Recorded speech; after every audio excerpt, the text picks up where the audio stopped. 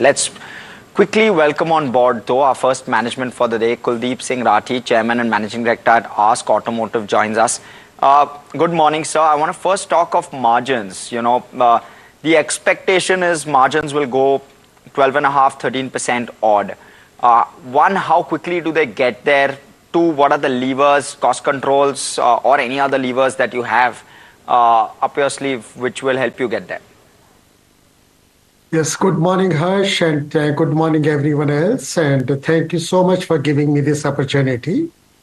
Well, I think we gave a guidance for 11.5% EBITDA margins, and we have done much better than that. I hope you will appreciate it. And the good part is that we made a very heavy investment of 400 crores in our Karoli plant in Rajasthan. So by 31st March, and in this quarter, the capacity utilization has been 40%. And that has given the economies of scale. And so you can see the margin improvement. Mr. Rathi, good morning, sir, and thank you so much for joining us today. Really good set of numbers. My second question was talking about the OEM electric vehicle revenue for the company. Now, we've seen as a percentage, it's gone down compared to the same time last year. It's coming at around 3.6%. If you could just talk us through what are you seeing in this particular segment? What is the competition like? And we've seen, the FAME 2, the ending of the FAME 2 subsidy in March has led to, volumes, degrow for a lot of electric vehicle two-wheeler makers specifically. That might be one of the regions that, you are also addressing. So just wanted to talk, if you could just talk us through that part of the business, and specifically if you have any kind of number. Last year we had around 120 odd crores of revenue, and it's grown substantially over the last 2 years. How are you seeing this in this particular year, sir? No, the uncertainties because of the withdrawal of the FAME 2 subsidies has led to some downfall in this sector. In any case, this segment was only 5% of the total revenues, So, but I am very confident that since the new policy is around the corner and the EV sector will take a lead, but it will grow further, as soon as the policy gets stabilized, Right. And since we are supplying to 80% of the organized EV market, so we will grow as per the growth of the market. Right. Mr. Rathi, I want to understand that you're entering into a lot of strategic agreements for two-wheeler alloy wheels. Your recent joint venture, which is a technical collaboration with LIOHO, and, passenger vehicle aftermarket types also you're making. How are things shaping up here? And are there any recent developments in this particular space? See, the alloy wheel project is going at a very good speed. We are in the process of taking out the samples hope to take it out by October. Then there'll be testing on the roads and testing at various levels with the customers, which may take about 6 months. So from next financial year, if all goes well, we can see quite a good boost in revenues because of this segment. Now, Mr. Rathi, I just wanted to address another piece of business, which is on exports. Now, I think the last time we spoke after the Q4 earnings, you did mention that exports is a big focus over the next 2 to 3 years now. Currently, we have seen some degrowth here coming at roughly 3.8% versus 5.8 last year. You have given a longer term target now. How are you seeing the export market going forward? And essentially, I wanted to understand which kind of segments are you targeting for exports. You have aluminum precision as one of the major ones. ABS is another one.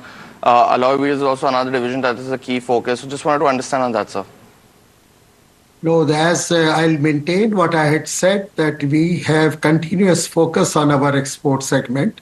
And, export is a little bit cyclical. Kindly don't see it quarter on quarter, because one of our major customers, they are in the process of reducing their inventories in the pipeline. So that's why this quarter has gone a little low. But we are very, very confident that in the whole financial year, we'll be having a very good growth in this segment. any kind of segment that specifically that you are very positive on for exports? And you mentioned the customer of, I think that's in the US that you mentioned is correcting on inventory. Anything apart from US, any kind of geography that you're looking at, and specifically any comments on Europe, because we've seen other auto component makers also suffer a lot because of slow growth in Europe as well. Do you have any kind of exposure there as well? Yes. We have exposure in Europe as well as in US, and I think Europe is going little slow. And then there have been in the end there were some concerns because of the containers and because of the disturbance in the Red Sea. So that has also contributed little bit. But I remain confident. I think we'll cover it up.